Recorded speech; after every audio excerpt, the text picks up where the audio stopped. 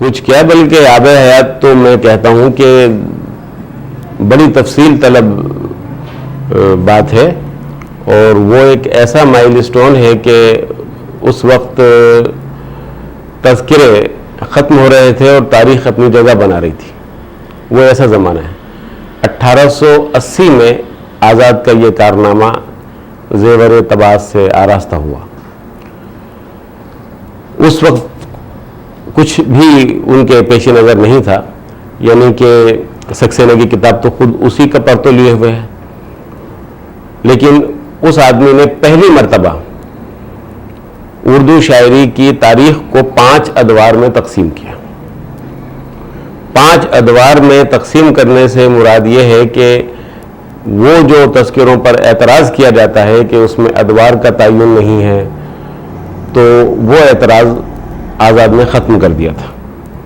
اگر انگریزی سے استفادہ کرتے ہوئے سکسینہ گاس کی کتاب کو سامنے نہ رکھتے اور شاید اپنی تاریخ بھی مرتب نہ کرتے، تو بھی جو ہندوستان کا ادیب ہے، جو وہ آپ سمجھیے کہ ادبی تاریخ نویس ہے، وہ ادوار کی تقسیم تک تو پہنچ گیا تھا.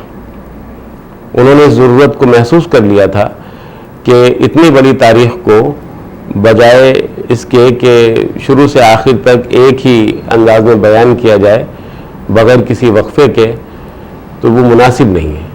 تو انہوں نے ادوار میں تقسیم، جیسا کہ میں نے بتایا کہ خود تذکرہ نویسوں نے طبقات کا حوالہ میں نے آپ کو دیا، اور سکسینہ نے تو معاف کیجیے گا، آزاد نے تو باضابطہ شاعری کی تاریخ کو 5 ادوار میں تقسیم کیا، اور پہلا چیپٹر انہوں نے زبان کے حوالے سے رکھا، جو کہ تمام تاریخوں میں اسی طرح سے آتا ہے، اور سکسینہ نے بھی اسی کو فالو کیا.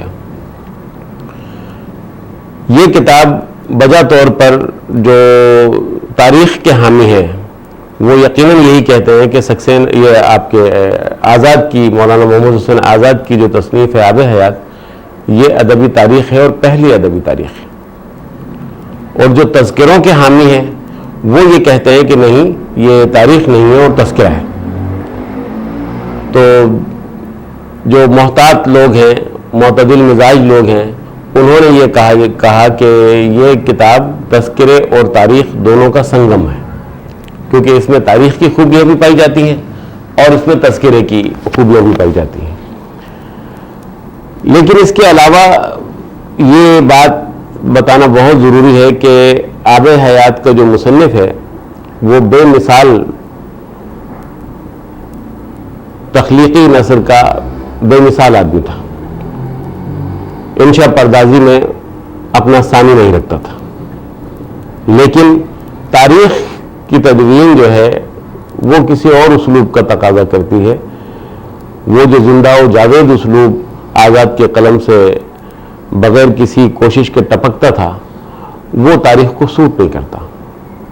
یہ اس کی ایک اور خرابی ہے کہ جس کی وجہ سے وہ تاریخ میں مقام نہیں حاصل کر سکی اور تذکرہ بن کے رہ گئی. لیکن یہ بات بھی ہے کہ آزاد نے جو کچھ لکھا بعد کے تذکرہ نویسوں نے اس سے استفادہ ضرور کیا.